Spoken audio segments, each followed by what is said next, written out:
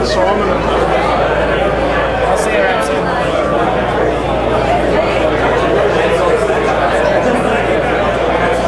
Okay, guys. Keep quiet. Thank you. Okay, so what we're going to do now is go through the questions that everyone wrote down on their table and then submitted. Some of these are funny, some of these are not, so we'll just get stuck into it. And a bit of quiet, please. Thank you. First one, Fred. Just wondering if you could talk us through the cars in the room quickly with their specifications and their race championships and results. Bluebird, terrible car. Probably got pole once at Bathurst. They nearly killed me 4 or 5 times a year. But I think it was a great thing for this because it's different. Formula Holden. Probably made skate because very quickly I thought anyone that drives a touring car is like a taxi, and anyone that wanted to learn how to really drive a car and how to set a car up, they should drive a racing car. So actually Kristen and I bought that car out of our own money to get him started in racing cars. He drove that car and he went to a lower. So that was to educate our young guy how to drive a race car, how to set wings, and all that sort of stuff, suspension.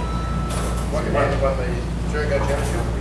Yeah, Touring Car Championship, Bathurst, and the Gold Star in the 1 year for that car. The Gazelle had to find some escape to drive, so I went across to Nissan, and they had this car, an evaluation car. They were looking at bringing it into the country. It's got no compliance plate or anything, so I conned the marketing director to give me the car for nothing, and said we'll race the 2 litre championship escapee, and also I said give me 50 grand or so to sort of try and top it out sort of thing. And he threw some money in the tin, and that's where that car comes from, the 2 litre championship. Beauty, all right, thank you. Next one is what first got you interested in motorsports and how? This is for both of you, but it's from when you went from it just being a hobby to being a professional career. I got interested in motorsport just by walking past a guy's garage in New Zealand when I was going home from school. And he raced TQ midgets and go-karts. And I just got interested in things mechanical, and eventually went into go-karts, and then of course from go-karts into cars. And I just enjoyed driving cars as fast as I could. And he went from there. So when I turned professional was when I could afford not to work and just go motor racing. Clay looks after the accounts now, so he's still making money. I suppose my dad and my uncle actually were involved in the motor industry and worked in the backyard on cars, and I sort of started working on cars with them in the back of my grandma's house, and decided like I didn't mind working on race cars, so I finished up getting involved in motorsport that way really. And I bought an MGA, didn't know whether to buy a touring car. I know he bought back in those days a Vauxhall, but I bought an MG and started racing MG from then on. Yeah. Okay, next one. This is for both of you. Will we see you do a lap at Bathurst next year, since it's been 20 years since you run and won so famously? No. I've been doing a lap, but I'm going to try and talk Fred into doing a lap. One of the cars that he had a holdover in Richard, get it out, get it out. A GDR, Commodore, demo lap. It's 50 years of Bathurst. We might be able to talk a bit to it. When I stopped driving in 85, 84, 83, I've never driven another car since, so I don't want to drive the cars again. People try to get you involved in driving a car around. I'll drive a car slower in a circuit. You see all these old guys, particularly Johnny French. Johnny French hops in any car he gets in, being a good mate of ours. He's 80. He gets in and drives the wheels on. I say, Frenchy, you're going to hurt yourself one day in these cars, especially when the brake pedal goes to the floor because it hasn't been serviced properly and you're going to crash. I'll be right here, Judy. So no, I won't. Fred, I'm willing to bet that you wish you were the manager of the Mazda team in the early 1980s with their wonderful peripheral board rotaries. Geez, I wonder who wrote that one. That sounds a lot of bullshit, doesn't it? Sorry, Renew, we'll keep moving on. What about Papa drove a Mazda? Like, God, strike me. Why would he go from what he did to driving a Mazda for Christ's sake? It must be for nothing, wasn't it? Well, yeah, don't feel bad, Renew, it's fine. You're allowed to come back next year. Okay, next one. Stand up, who wrote that question? Who wrote the question? Stand up. Stand up. It was me. There you go. Thanks, Don. Which is the better format for motorsport in your opinion, V8 supercars or Targa? This is for both of you. Well, I think, Careful, Richard. yeah, I think both are obviously different parts of the motorsport spectrum. I mean, V8 Supercar has proved to be the most successful, because series we've had in the country. That's our premier category in touring car. But Targa is obviously rallying, which is totally different. But I mean, I enjoy watching and competing in obviously both, not V8 Supercar now, but yeah, two different applications. I agree with that. Okay, next one. When pioneering turbo touring cars for the Bluebird in 1981, what were some of the challenges that you faced, and anything that you learned from developing the Bluebirds, did that go into the GTSR and the R32 GTR? Yeah, it did really, because the thing is, I didn't understand the heat of a turbocharger. And so we finished up back in those days with Bluebird, we used to run a temperature gauge, a digital temperature gauge on the dash. And when you see the numbers, as you come down the straight, or Bathurst say, you see the numbers go up, and she's like, you've got the boost up and she's going, and all of a sudden she's 900 to 1,000 to 1,100 in this exhaust temperature. So you really appreciate the sort of heat that a turbocharger generates in the thing. And particularly like if you've got 1.8 bar boost or something, so then because in the GDR, like Terry's and Rod's car, we didn't go by boost, we used to run in our data logging system the turbo revs, right, and that regulated what boost we had, because a turbo can only turn so many thousand revs, and the maximum for our size turbos on a GTR was about 18,000 19,000 revs, and we used to log that. That was our boost, whatever the atmosphere was, because when you're in Bathurst, back down to say Melbourne or Sydney, that's a different boost. So the thing is really right, if the turbo was turning over 18,000 revs, you know you had full boost or whatever sort of. We really didn't go about what bars it was or what revs the turbo was doing. Any more than that was shit. So. This one is for Jim. What was your initial thought when the extinguisher foam came over your left shoulder in 1992 Bathurst race? The extinguisher foam has no, I'm with you. An extinguisher must have gone off in one of the cars. I can't recall that. Who wrote that? Who wrote that? Tell me more. What happened? There's this foam came across the left shoulder of Jim, and I'm sure he had a look on his face that resembled, geez, I thought I sealed the tube of that vaginal foam, or whatever. Was that you? I'm not with you. Whether or not you mean when I crashed at the extinguisher go off, I don't know. No. Same race, wasn't it? Yeah, it's a 92 race, yeah. Yeah. Some of the foam hit your camera, some of it hit, I think, the side of your helmet, and you just sort of Oh, is it right? No, I can't even remember that. That's something new. Yeah. Don't forget, Richard's getting old. I have to look at that video. Okay, Jim again. When setting suspension solely for circuit, how important is the height of the vehicle as opposed to the inverted arm changes? You can stop there, I don't understand any of that. So listen, the right of most cars is you could say taking off the angle of the suspension arm, basically front and rear. When you can't run a car just because you want to run it low, you can't run it low if the suspension angles, the top and bottom A arms, are at the wrong angles. So your right height is basically determined by your suspension angles, more or less. Yeah, and your travel, of course. Yeah. Okay, beauty. That sounds like that one would be handy on that one. Yeah, but the thing is, you can't run it. Let's say a GDR or whatever. There gets a point where you can't run it any lower with the standard position of the suspension arms because it just does not work. So you've got to run it at a certain height. If I can say something there, see a lot of you guys, or not you guys, young guys running around the street with their cars sitting really low. The worst thing you can do, because what it's doing is sitting on the bump stops. So you've got no suspension travel. So all it's doing is riding on the shock absorbers and the bump stops. It's the most dangerous thing you can do by lowering a car down without doing a change to shock and spring sort of thing or whatever's in the car, because if it's sitting on the bump stops, it's got no suspension travel. And you're going to hurt yourself. And I see so many cars running so low to the ground, but really the suspension's doing nothing. And that's the worst thing you do because you've got no fuel in the car, and you're better off raising the car so it's got some travel on it. Looks good though.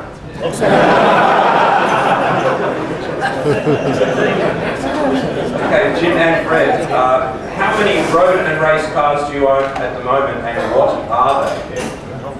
I'm easy, none. He's got about 10. No, but I've got the Javelin we're building, the Golden Sprint, a BMW M3 that I drove in 1987, a couple of Porsches. Richo's struggling. But it's like having an engineering firm, having your business and having an engineering firm. Now what do you own? You own your business, you own a computerised milling machine, a lathe, a shaping machine, a power hacksaw. Well, my cars are just tools of trade.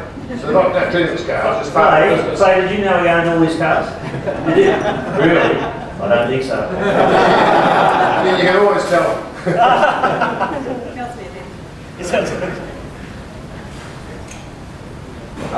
Fred, can you imagine how the team would have performed without Gentleman Jim? It would have been. You got to think about when sort of the story on Jim really. I think I told last night. It's a true story. I needed to get a senior driver in our team at the stage because we had Glenn Seaton, Mark Skate, George Drew retiring, and then as we know Glenn moved on as well, his own team. And I needed a senior driver to sort of help our young drivers and also to help develop the car. And I went over to Christine one night and I said, Christine, write down a bit of paper. Who do you think the best driver, I said last night, Christine, I'm telling you again. Who do you think the best 6 drivers in the country is? She wrote a list, I wrote a list, and we looked at it. Top of the list was Jim Richards. So I said, that's it, that's my goal. I've got to go and get Richo, which I did, because I thought at that time he was the best driver in the country, and he was. And I think he fitted into our team well. And I must say, he helped the young guys like you couldn't believe. I said before, like you've got drivers that the senior driver no one know about. Jim was very, very helpful to Scapey. And if you spoke to Scapey today, he says he's become what he is now because of Jim Richards. And that's a true fact. And I'm very easy to get at the time. He wanted more money next year. Fred, another one for you. What was some of the coming plans, what was some of the teams doing when it came to cheating? Did you have any success in putting any of your cheating plans into action? Too many to talk about. But what I must say, just talking to Rich a minute ago, which is, we shouldn't have done what we did. The Gazelle about this thing, what year would you say? Whenever Scapey drove it, I think a guy called Grant Jarrett drove with him in it, and it had to be with 107% or something of the times that the cars did whatever at Bathurst. And this Grant Jarrett was a dog. Because his father owned a Gibson dealership in Adelaide, I think at the time, he got the drive in the car with Scapey. And it wasn't going to qualify. I thought, oh, geez, what do I do here? This is drama. God. So, unbeknownst to anyone at the time, I said to Scapey, go and put Jared's helmet on and his suit on and just walk out, hop in this car without talking to anyone, go out and do one lap and qualify, get that gap and go inside and sort of disappear. Which we did. And the car qualified. And Tim Shanklin, the clerk of the course, called me down after practice and he said to me, FG, how come that car is X time and all of a sudden it's gone and plucked that time? I said, I spoke to the driver and I said, encouraged him to go quicker and he went quicker. And he said, oh yeah, I've heard this before. And we got into the race. So like, they're the sort of things, I suppose, but there's many things probably you can't talk about, and particularly with Larry Perkins with HR 31. I'll tell a very quick story. HR 31, Larry, we were very lucky with Nissan because we only had no one else had our cars. That's a good help when you go to motor racing. And so the thing is, Larry was always onto our cars and we're cheating, which we might have meant the rules a bit wrong. So we went to Adelaide, and we knew he was going to protest on. He was going to protest on recross members and intercools on HR31. So the thing is, he protested, and we were ready for him, which I knew he was going to do. And he said, intercool's wrong, the piping goes there, shouldn't go there, whatever. I said, what about if I go on the truck and dig out a brand new intercooler in a Nissan box with the Nissan seals and everything on it, brand new, like we carry the truck in the spare. Oh, you go along with that. So I went to the truck, pulled his intercooler out, he looked at the box, all the seals on it, right, opened it up, same as our car. Little did he know, we manufactured 6 of them, put them in Nissan spare parts, and put the seals around them, and they were the same as our car. And the front spoiler filter was always painted black. Exactly. Because they were 2 inches long and what the standard one was, but when it was black you couldn't really see it. Just a bit more benefits. Both Jim and Fred, how was the chicken? I had to cook. Oh, I'm sorry about that. I'm really sorry. No, I did too. And the pork was fantastic. I cooked it myself. On that hot rock. Next one, both of you, which is your favourite GTR model and why? I assume this means R32, 33, 34, and 35, whoever wrote that? Yeah. Yep, beauty. Okay, I'll start off. My favourite obviously is R32 because that's what I was involved in. I absolutely hate the R35s. Oh. You don't know why? What's that? They want to beat me in the rallies. I knew there'd be some part, there'd be a message somewhere, Richard. No, they're fantastic cars, but just they're too quick, too cheap. I said to Richard, I can't believe, when you look at those GTR, the new one, and I said to him, Richard, I can't believe 160 grand? 160 grand, why Nissan don't do more, they're the cheapest high performance car you can buy. Like my brother-in-law's got an M6, and he said, FG, you got straight me. He said, it cost me 300 grand for my car, Nissan blow the socks off it, and he said, why aren't Nissan pushing it more? And I discussed it today, the table here. I think it's a great car. And we did Jim and I did, Nissan did that Phillip Island week. Customer thing. Had 12 down there running around Phillip Island, had the circuit hire for a week, and we went down for that. And like, they had the Japanese technicians, didn't they? Sando's son who helped us with our car was here. And they were blazing around all week, the whole 12. Must have cost Mr. a fortune. Actually, Jeff Fisher was going to lend us one, wasn't he? Did you hear from him? I didn't. No, I didn't. There you go. Given that then, would you come back into being a more I guess, involved person with Nissan if they were to give you a car to run? I think I watch motor racing on TV and those sort of things, and I think this GT3, is it? GT3? Yeah. And I think really that's got a bit of a future for wealthy guys. And when you see they've got cars like new Benz in it and Lambos or whatever they go, I reckon it'd be great to see this and run a GT3 car like they do in Europe. And I think you see some of that racing overseas, not a bad. And I think that'd be good for this to get back involved with that. And especially now Nismo must build those cars and sell them to customers, and that'd be great to get involved with. Yeah. I think everyone in the room would like that if that happened, right? Okay. Skip that. Is it rude? It's a bit rude. Someone would like to make out with you in the crowd, so whoever. Must be an old person somewhere, is there? Or old guy. Oh, hang on. Did you get any animosity from other racing drivers during the R32 period? If so, who were the culprits? Yeah, most of them, yeah. But no, not directly, obviously. But I mean, Larry was always a good man with the raw makers and the chicken in his ale. But no, it was pretty good for competitors. I mean, Dick was always whinging about it. But that's the same reason I went to R35s now, because we were beating all the time. Just very quickly, Larry used to go to our meetings about sort of more weight, less boost, cut the front half shafts out of the cars, all these sorts of things. And like, people don't understand how, probably themselves, battle within our industry, because most of those guys would have banned the car. The car should be banned. Don't forget, we went to court and tried to take an injunction out before Bathurst because the weight they put in. and they didn't understand the sort of weight they were putting in was putting so much load and everything, and we had to go and get all new wheels cast for those sorts of reasons. And like when you've got 60 wheels and they're all costing a lot of money. So the thing is, yeah, I was daft about what they tried to do to the car. The car was a legitimate FIA car within the rules. And here's Larry saying we should make a rear-wheel drive, cut the front drive shafts out of it, give it more weight, take boost off it. But one of the quick stories on that is boost. Larry said, I want to come to the workshop, pal. He was, I want to check that engine, what horsepower you got. He didn't realise how scientific or how good our engineers were. So he said, I want to come and see what horsepower it does, and I want to come and see what it does when you take boost, all that sort of stuff.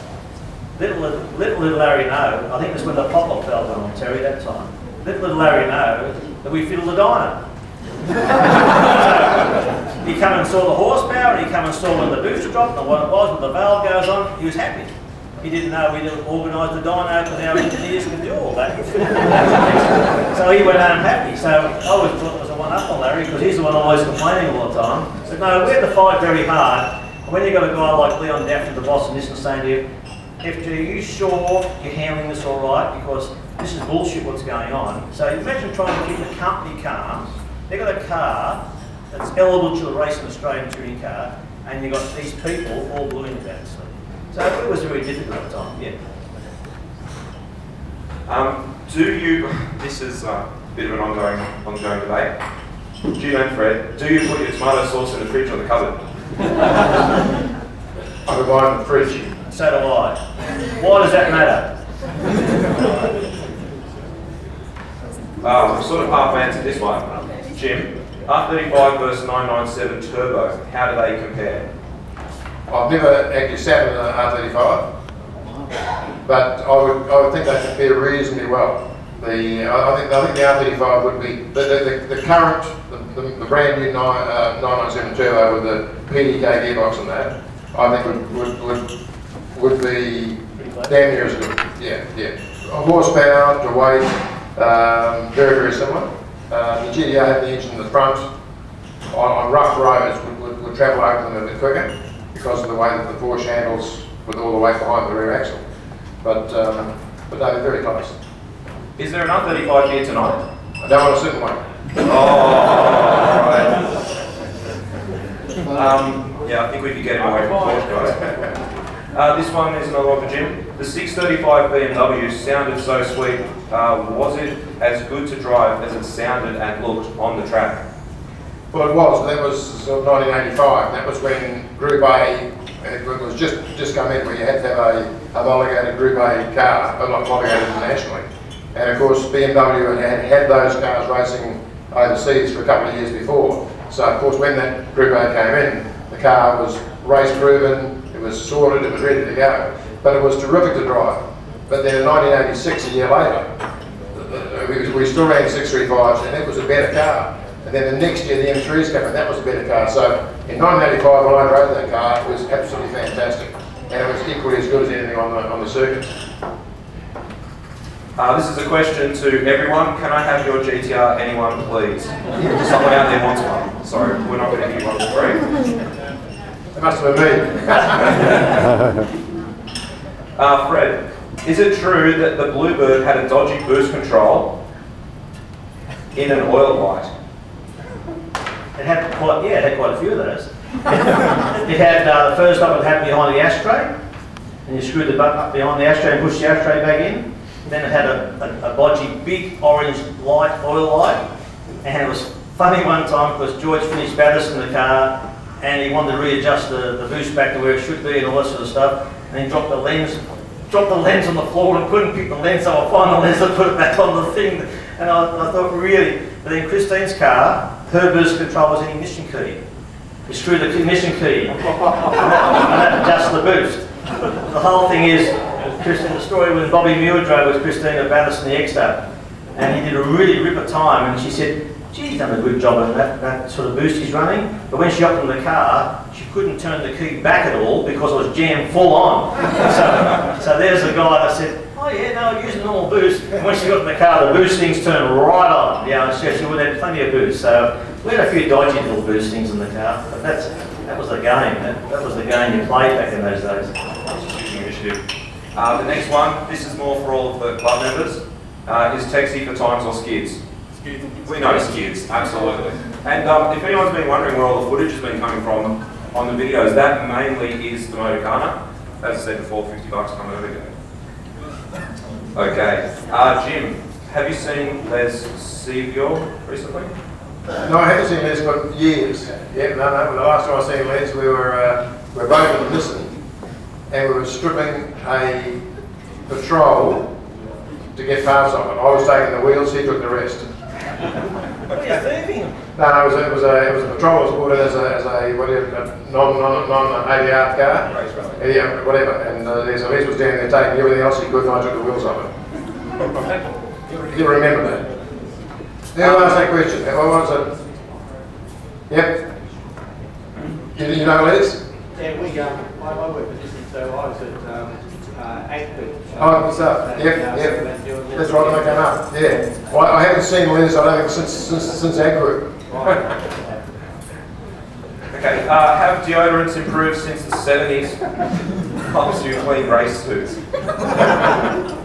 You know, I must tell a story about that. You know, Richo will wear the same race suit all weekend, Friday, Saturday, Sunday, because he doesn't sweat. I can't afford two. Richo gets three, $2 grand a pop. Scafey has to have one every day, and right, they stink like you can't believe. He sweats so bad, it's amazing how people sweat. Mark sweats like a pig, doesn't he, Jim? And Jim, I say, at the end of the season, where's your suit? I only use one all year. You still got these new ones here, I reckon he sells them off at the end of the year. They're worth more than $2 grand.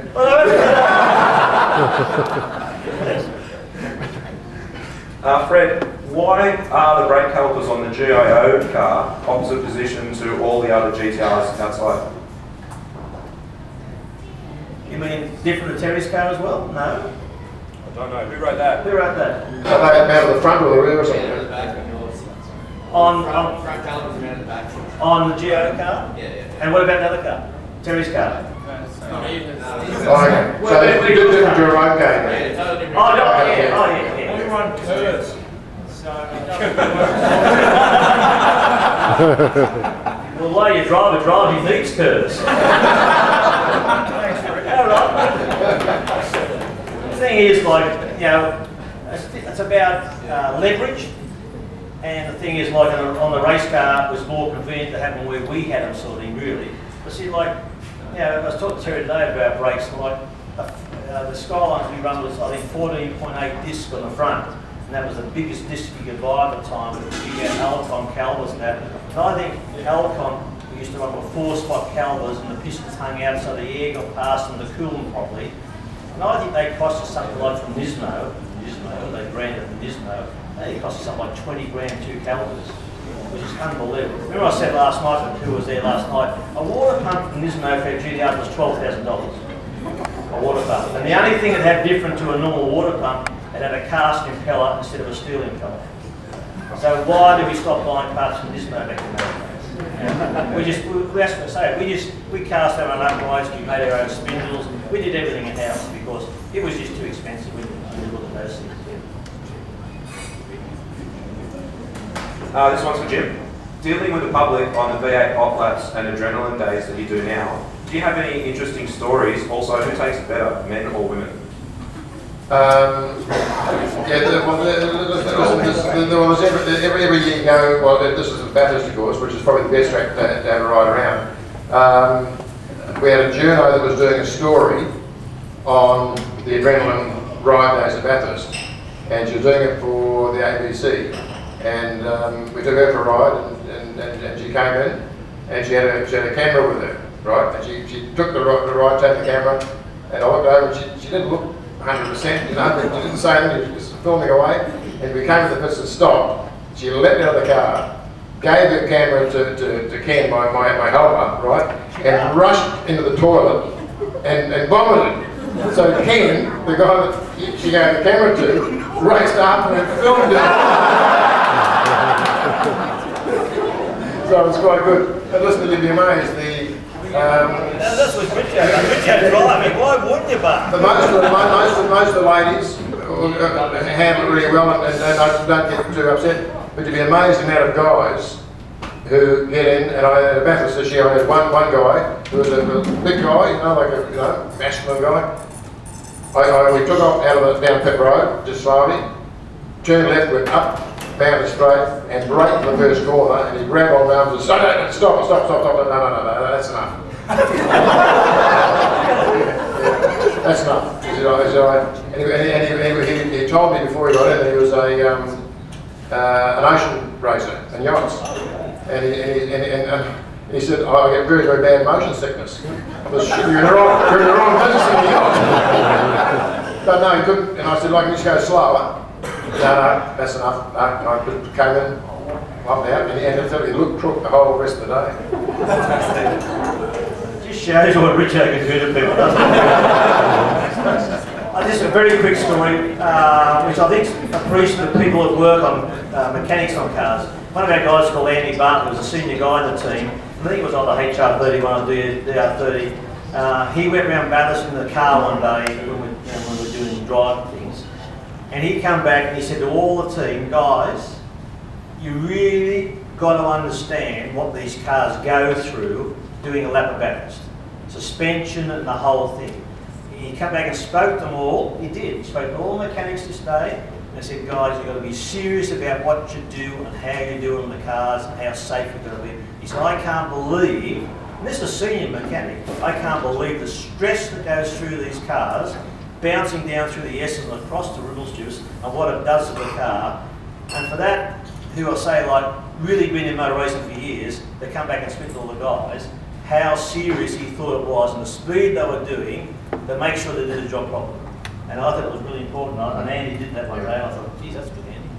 And I'd say, probably Scapey was driving and wanted to scare the living shit out Exactly. Fred, please give us the story of the white underpants, and also what does the FIIK switch do? Is it the fucking rhino switch? Oh, okay, yeah, all the one of those in the cars. Yeah. That wasn't the one, it was when Nissan was the sponsor and we had Paul Berenger doing it, who was had all the colour schemes and everything, super guy, and he wanted all the mechanics to wear white pants with the blue white shirts and all that sort of thing. And I think we picked up all the, we were late getting the gear, a company called Wood Sports in Adelaide did all the gear for us for the team. We picked all the gear up and we got there, and the guys put all the clothes on, and I looked at all the clothes. And you could see through the pants, and the underpants stood out. I thought, oh God, some had red underpants, some didn't wear underpants. And I thought, this is not a good look.